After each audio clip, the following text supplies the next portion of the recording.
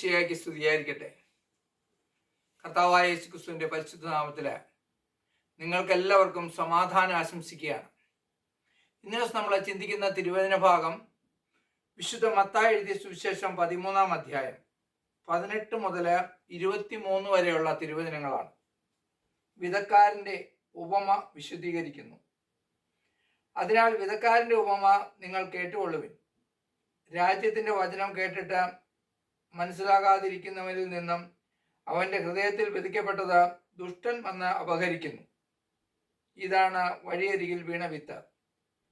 വചനം കേട്ടിട്ട് ഉടനെ സസന്തോഷം സ്വീകരിക്കുകയും തന്നിൽ വേരില്ലാത്തതിനാൽ അല്പനേരം മാത്രം നിലനിന്നിട്ട് വചനത്തെ പ്രതി ക്ലേശവും പീഡയും ഉണ്ടാകുമ്പോൾ തൽക്ഷണം വീണുപോവുകയും ചെയ്യുന്നവനാണ് പാറമേൽ വീണ വിത്ത്.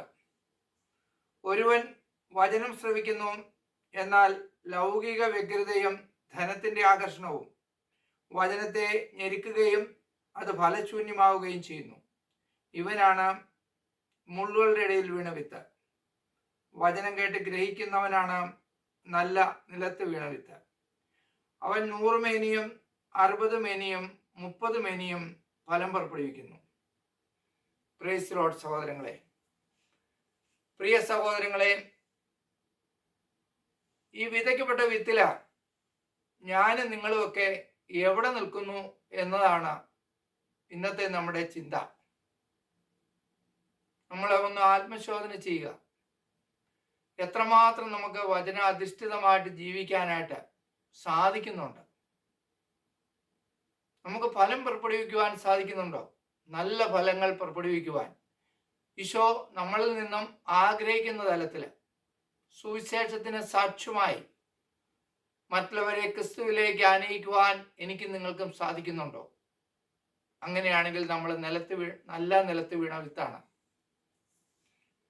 പലപ്പോഴും നമ്മുടെയൊക്കെ ജീവിതത്തിൽ നല്ലൊരു അന്തരീക്ഷമാണെങ്കിൽ നമ്മൾ എപ്പോഴും ഹല്ലേലൂയ പറയും, സ്തുതിസ്തോത്രങ്ങൾ പറയും, ആരാധന എല്ലാം നമ്മൾ ദൈവത്തെ ആരാധിക്കാനും സ്തുതിക്കാനും മഹത്വപ്പെടുത്താനും ഒക്കെ നമ്മുടെ അധരങ്ങളെ നമ്മൾ ഉപയോഗിക്കാറുണ്ട്.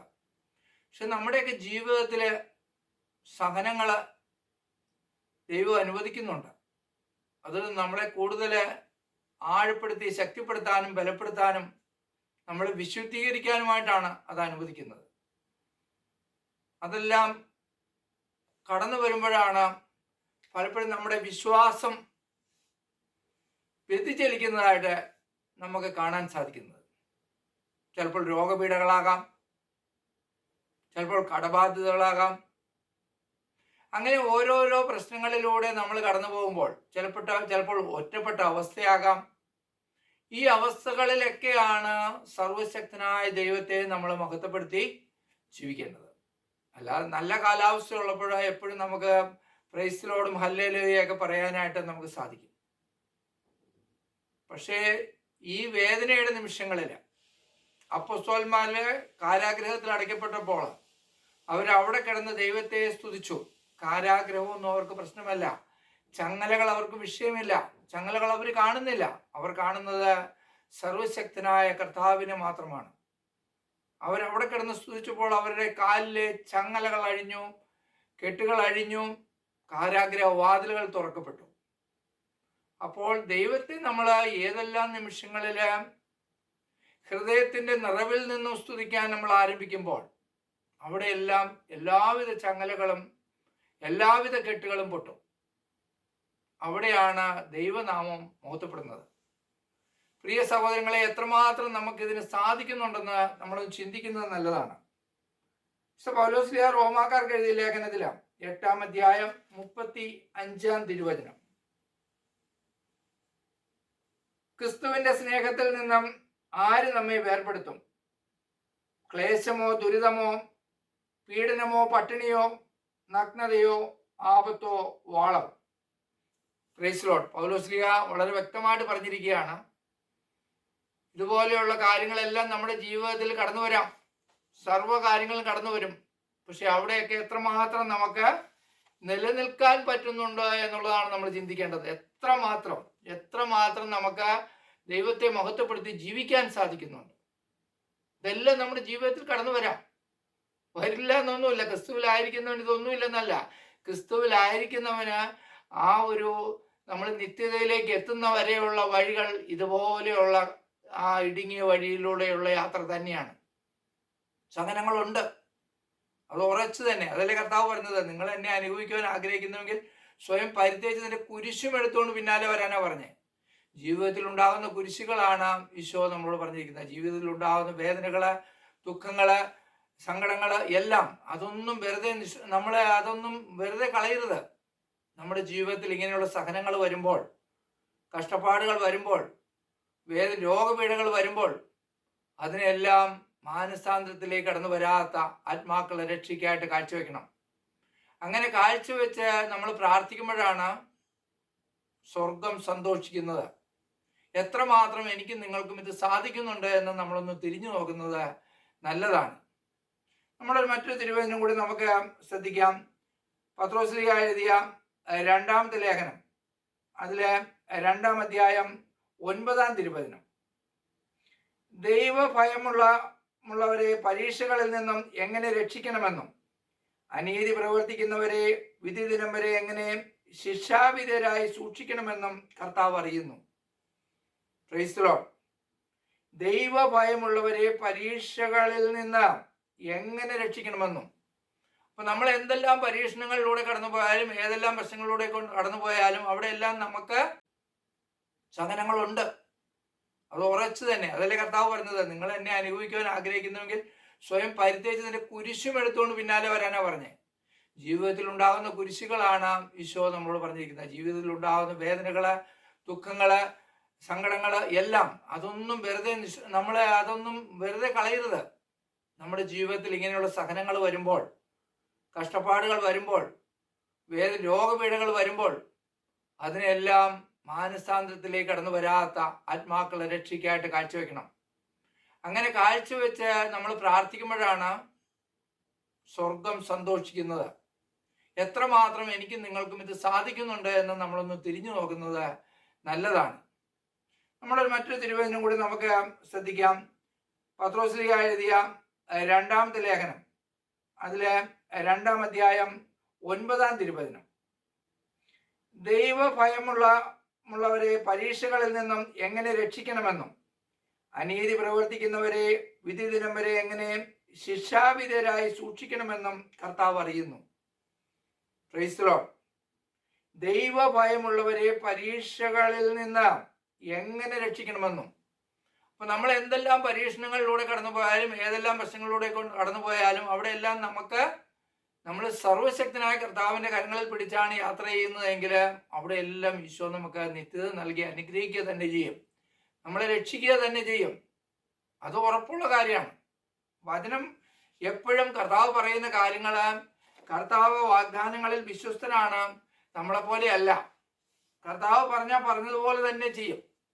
അപ്പൊ അതുകൊണ്ട് തീർച്ചയായിട്ടും ആ ഒരു വിശ്വാസത്തിൽ ആഴപ്പെട്ട് വേണം നമ്മൾ ജീവിക്കാൻ. സഹനങ്ങൾ വന്നോട്ടെ, ദുഃഖങ്ങൾ വരട്ടെ, അതിനെന്നെ കുഴപ്പമില്ല. ഇത് മാറ്റാൻ നമ്മൾ എവിടെ പോയാലാണ് തീരണമെന്നാണ് ഇപ്പം മനുഷ്യൻ വിചാരിക്കുന്നത്. എവിടെയെങ്കിലും പോയി ഒരു ഉടമ്പടി എടുത്താലോ, അല്ലെങ്കിൽ വേറെ എവിടെയെങ്കിലും പോയി എന്തെങ്കിലും തരികിട പരിപാടി ചെയ്താലോ ഇതൊക്കെ ഒന്ന് ഒഴിവാക്കിയെടുക്കാൻ പറ്റുമെന്ന്. ഒഴിവാക്കിയെടുക്കാൻ വേണ്ടിയുള്ള കുറെ പ്രസ്ഥാനങ്ങൾ ഈ കാലഘട്ടത്തിൽ, അന്ത്യകാലഘട്ടത്തിൽ പ്രത്യക്ഷപ്പെടും. അതെല്ലാം പൈശാചികമാണ് എൻ്റെ പൊന്നു സഹോദരങ്ങളെ. ഇതിൻ്റെ ഒന്നും പിന്നാലെ നിങ്ങൾ പോകരുത്. സർവശക്തനായ കർത്താവ്, ഇന്ന് ജീവിക്കുന്ന ദൈവം വിശുദ്ധ കുർബാനയില് ദിവസവും നമ്മുടെ ഹൃദയങ്ങളിലേക്ക് കടന്നു വരാനായിട്ട്, എഴുന്നള്ളി വരാനായിട്ട് ആഗ്രഹിച്ചിരിക്കുകയാണ്. നിങ്ങളുടെ ഇടവക ദേവാലയത്തിൽ നിങ്ങൾ ബലിയർപ്പിച്ച് പ്രാർത്ഥിക്കുക. നിങ്ങളുടെ സഹനങ്ങളില്, നിങ്ങളുടെ വേദനകളില്, നിങ്ങളുടെ ദുഃഖങ്ങളില് നിങ്ങളുടെ കൂടെ ആയിരിക്കുവാൻ ഈശോ ആഗ്രഹിക്കുന്നുണ്ട്. അപ്പോൾ വിശുദ്ധ കുർബാനയോട് ചേർന്ന് നമുക്ക് ജീവിതം കഴിക്കാം.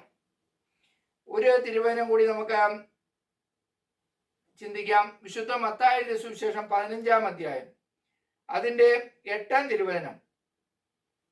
ഈ ജനം അധരം കൊണ്ട് എന്നെ ബഹുമാനിക്കുന്നു, എന്നാൽ അവരുടെ ഹൃദയം എന്നിൽ നിന്നും വളരെ അകലെയാണ്. കർത്താവ് പറയാണ്, അധരം കൊണ്ട് ഞാനും നിങ്ങളും ഒക്കെ ദൈവത്തെ സ്തുതിക്കുകയും ഹല്ലേലൂയ പറയുകയും അതും ഇതൊക്കെ ചെയ്യും. പക്ഷെ നമ്മുടെ ഹൃദയത്തില് വസിക്കാൻ ദൈവത്തിന് ഇടമുണ്ടോ? അതാണ് നമ്മൾ ചിന്തിക്കേണ്ടത്. നമ്മുടെ കർത്താവിന് നമ്മുടെ ഹൃദയത്തിൽ ഇരിക്കാൻ സാധിക്കുന്നുണ്ടോ? 1-ാം സ്ഥാനം നമ്മുടെ അപ്പന് കർത്താവിനാണോ? നമ്മുടെ അപ്പനായി, അമ്മയായി, സഹോദരനായി, സഹോദരിയായി, സുഹൃത്തായി, ഏതവസ്ഥയിലും ഏത് നിമിഷത്തിലും നമ്മളെ സഹായിക്കാൻ, നമ്മളെ യാതൊരുവിധ നമ്മുടെ ഗുണങ്ങളോ മേന്മകളോ ഒന്നും കൊണ്ടല്ല, നമ്മളുടെ സൃഷ്ടാവായതുകൊണ്ട് നമ്മളെ അത്രമാത്രം പരിപാലിക്കാൻ നമ്മളോട് കൂടിയായിരിക്കുന്ന ഒരേ ഒരു വ്യക്തി വേറെ ആരും ഉണ്ടാവില്ല. ബാക്കിയെല്ലാം സൃഷ്ടവസ്തുക്കളാണ്. വേറെ ഒന്നും ഉണ്ടാവില്ല നമ്മുടെ കൂടെ നിൽക്കാൻ. മറ്റുള്ളവരെല്ലാം നമ്മളെ തള്ളി പറയാനും കുറ്റം പറയാനും വിധിക്കാനും മാത്രമേ ഉണ്ടാവുള്ളൂ. കർത്താവായ യേശു ക്രിസ്തു മാത്രമേ നമ്മുടെ കൂടെ ഉണ്ടാവുകയുള്ളൂ. ആ ഒരു വിശ്വാസത്തിൽ നമുക്ക് മുന്നോട്ട് പോകാം. അതൊരു വ്യായാമമല്ല വേണ്ടത്. ഹൃദയത്തിന്റെ നിറവിൽ നിന്നും ദൈവത്തെ നമുക്ക് സ്തുതിക്കാൻ സാധിക്കണം. സഹനവേളയിൽ, നമ്മുടെ പീഡകളുടെ വേളയിൽ എല്ലാം നമുക്ക് സ്തുതിക്കാൻ സാധിക്കണം. ഒരിക്കലും ഒരു സിസ്റ്റർ, എൻ്റെ വളരെയധികം ക്ലോസ് ആയിട്ടുള്ള ഒരു സിസ്റ്ററാണ്, ക്യാൻസർ ബാധിച്ചു. നല്ലൊരു സിസ്റ്റർ ആയിരുന്നു. സിസ്റ്റർ എന്നെ വിളിച്ചിട്ട് പറഞ്ഞു, ബ്രദറെ എനിക്ക് ക്യാൻസറാണ്, എനിക്ക് ആവപ്പാടെ അസ്വസ്ഥതയാണ്, പ്രശ്നമാണ്. ഞാൻ സിസ്റ്ററിനോട് പറഞ്ഞു, സിസ്റ്റർ എന്തിനാ വിഷമിക്കണേ? സിസ്റ്റർ ഈശോ അറിയാതെ ഒന്നും സിസ്റ്ററിന്റെ ജീവിതത്തിൽ കടന്നു വന്നിട്ടില്ല. ഈ രോഗം ഈശോ അനുവദിച്ചെങ്കിൽ അനേക രോഗികൾക്ക് വേണ്ടിയിട്ട് പ്രാർത്ഥിക്കാൻ, മാനസാന്തരത്തിൽ കടന്നു വരാത്ത പാപാവസ്ഥയിൽ കഴിയുന്നവർക്ക് വേണ്ടി പ്രാർത്ഥിക്കാൻ വിളിക്കപ്പെട്ട ഒരു വ്യക്തിയാണ് സിസ്റ്റർ. അതൊരു ഭാഗ്യമായിട്ട് കാണുക. ആ ഭാഗ്യമായിട്ട് കണ്ട് ഈ വേദനകളെല്ലാം സമർപ്പിച്ച് പ്രാർത്ഥിക്കാൻ പറഞ്ഞു. പിന്നീട് ഒരു മാസത്തിന് ശേഷം സിസ്റ്റർ പറഞ്ഞു, ബ്രദറെ എനിക്ക് വിഷമമില്ല, പ്രശ്നമൊന്നുമില്ല, ഇന്ന് ഞാൻ സന്തോഷവതിയാണ്, എന്ത് തന്നെ വന്നാലും അതെല്ലാം എനിക്ക് സ്വീകരിക്കാൻ സാധിക്കുന്നുണ്ട്. അപ്പോൾ ഈ ഒരു അവസ്ഥയിലേക്കാണ് ഞാനും നിങ്ങളും ഒക്കെ കടന്നു വരേണ്ടത്. നമുക്ക് തീർച്ചയായും നമുക്ക് ഈശോയുടെ തിരുമുറിവിലേക്ക് നമ്മളെയും നമ്മുടെ കുടുംബങ്ങളെയും സമർപ്പിക്കാം. കടന്നു വരുന്ന എന്ത് തന്നെയായിരുന്നാലും അതെല്ലാം സന്തോഷത്തോടെ സ്വീകരിച്ച് ദൈവ തിരുമനസ്സിനെ കീഴ്വഴങ്ങി ജീവിക്കുവാനുള്ള കൃപയ്ക്ക് വേണ്ടി പ്രാർത്ഥിക്കാം. സ്വർഗസ്ഥനായ ഞങ്ങളുടെ പിതാവേ, അങ്ങയുടെ നാമം പൂജിതമാണമേ, അങ്ങയുടെ രാജ്യം വരണമേ, അങ്ങയുടെ തിരുമനസ്സ് സ്വർഗത്തിലെ പോലെ ഭൂമിയിലും ആകണമേ. അന്ന് വേണ്ട ആഹാരം ഇന്ന് ഞങ്ങൾക്ക് തരണമേ. ഞങ്ങളോട് തെറ്റ് ചെയ്യുന്നവരോട് ഞങ്ങൾ ക്ഷമിച്ചിരിക്കുന്ന പോലെ ഞങ്ങളുടെ തെറ്റുകൾ ഞങ്ങളോട് ക്ഷമിക്കണമേ. ഞങ്ങളെ പ്രലോഭനത്തിൽ ഉൾപ്പെടുത്തരുതേ, തിന്മയിൽ ഞങ്ങളെ രക്ഷിക്കണമേ. പരിശുദ്ധ അമ്മേ, ദൈവമാതാവേ, വിശുദ്ധ പിതാവേ, സകല വിശുദ്ധാത്മാക്കളെ ഞങ്ങളുടെ കുടുംബങ്ങൾക്ക് വേണ്ടിയും ലോകം മുഴുവന് വേണ്ടിയും മധ്യസ്ഥം വഹിക്കണമേ. നന്മ നിറഞ്ഞ മറിയമേ സുസ്തി, കർത്താവ് അങ്ങയുടെ സ്ത്രീകളിൽ അങ്ങ് അനുഗ്രഹിക്കപ്പെട്ടവളാകുന്നു. അങ്ങയുടെ ഉദരത്തിൻ ഫലമായ ഈശോ അനുഗ്രഹിക്കപ്പെട്ടവനാകുന്നു. പരിശുദ്ധ മറിയമേ, തമ്പുരാന്റെ അമ്മേ, പാപികളായ ഞങ്ങൾക്ക് വേണ്ടി ഇപ്പോഴും ഞങ്ങളുടെ മരണസമയത്തും തമ്പുരാനോട് അപേക്ഷിച്ചുകൊള്ളണമേ. ആമേൻ. നിങ്ങളെല്ലാവരെയും സർവശക്തനായ കർത്താവേ ശംസിയാമ്പുരാൻ സമൃദ്ധമായി അനുഗ്രഹിക്കട്ടെ. ആമേൻ.